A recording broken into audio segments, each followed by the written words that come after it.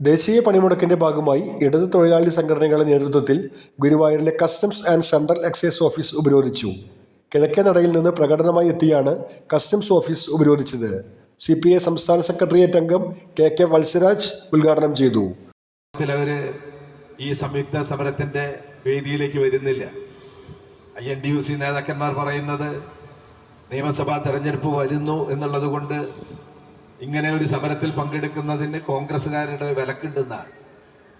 തൊഴിലാളി വർഗത്തിന്റെ അവകാശങ്ങൾക്ക് വേണ്ടിയിട്ടുള്ള പോരാട്ടത്തിന്റെ മുന്നിൽ രാഷ്ട്രീയ പക്ഷപാതിത്വം ഒരു കാരണവശാലും തടസ്സമാകാൻ പാടില്ലാത്തതാണ്.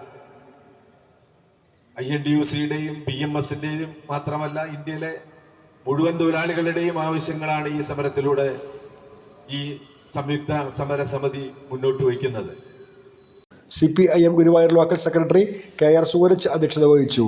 CITU ദേശീയ എക്സിക്യൂട്ടീവ് അംഗം RV ഇക്ബാൽ മുഖ്യപ്രഭാഷണം നടത്തി. CPI local secretary NP Nasar, James Aloor, Rajagopal, Geetharajan, Shafeer Ali, P Shankunniraj, KN Rajesh എന്നിവർ സംസാരിച്ചു. പണിമുടക്ക് ഗുരുവായൂരിൽ പൂർണ്ണമായിരുന്നു. ഹോട്ടലുകൾ അടക്കമുള്ള വ്യാപാര സ്ഥാപനങ്ങൾ അടഞ്ഞുകിടന്നു. സ്വകാര്യ വാഹനങ്ങൾ ഓടിയിരുന്നു. ക്ഷേത്രസന്നിധിയിൽ 18 വിവാഹങ്ങൾ നടന്നു. തൊഴിലാളികളുടെ അവകാശങ്ങൾ